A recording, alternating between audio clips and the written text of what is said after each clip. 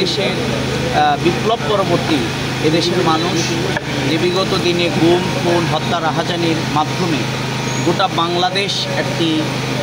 অস্থিতিশীলতার মধ্যে পড়েছে। এই বিপ্লবোত্তর সবার প্রত্যাশা হচ্ছে যে মানুষ সত্যিকার অর্থে তাদের আমাদের সিস্টেম যেগুলো আছে, অর্থাৎ যেগুলোর মাধ্যমে বিগত দিনে দুর্নীতি করা হয়েছে, খুন করা হয়েছে, আয়নাগর তৈরি করা হয়েছে, আমাদের সম্পদকে লুণ্ঠন করা হয়েছে, আমাদের ভোটের অধিকারকে কেড়ে নেওয়া হয়েছে, সেই সিস্টেম রেখেই যদি আমরা ভোট করি তাহলে সত্যিকার অর্থে মানুষের অধিকার কিন্তু প্রতিষ্ঠিত হবে।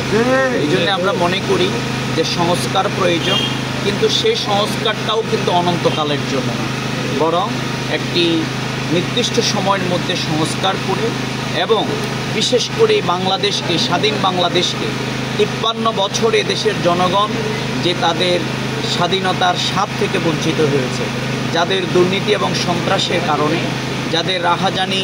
এবং অরাজকতার কারণে মানুষ মনে করে এর থেকে মানুষ পরিত্রাণ পাওয়া উচিত। এই জন্যে আমাদের সংস্কারের পাশাপাশি যারা এই অন্যায় এবং অবিচারের সাথে সম্পৃক্ত, যারা খুন খারাপের সাথে সম্পৃক্ত, যারা মানুষের সম্পদ অধিকারকে লুণ্ঠন করেছে, নারীদের ইজ্জত লুণ্ঠন করেছে, ভোটের অধিকারকে লুণ্ঠন করেছে এবং মানবাধিকারকে ভুলুণ্ঠিত করেছে, দেশের স্বাধীনতা সার্বভৌমত্বকে প্রতিবেশী রাষ্ট্রের কাছে বন্ধক দিয়ে যারা ক্ষমতায় থাকার জন্যে লম্বা সময় পর্যন্ত বিনা ভোটে প্রচেষ্টা চালিয়ে গেছে, এদেশের মানুষ সেটিকে সহ্য করে নাই, বরং তাদেরকে এদেশের মানুষ পলায়ন করতে বাধ্য করেছে। সুতরাং আমরা মনে করি সেই খুন খারাপের সাথে সম্পৃক্ত, দুর্নীতির সাথে সম্পৃক্ত, ব্যাংক লুটের সাথে সম্পৃক্ত তাদের অবশ্যই বিচার হওয়া উচিত।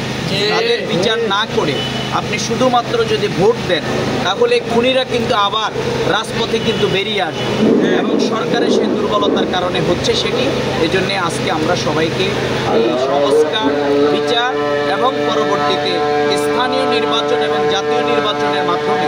জাতির সে কাঙ্ক্ষিত ভোটের অধিকার প্রতিষ্ঠিত হবে, আমরা সেটি প্রত্যাশা করছি। সবাইকে ধন্যবাদ।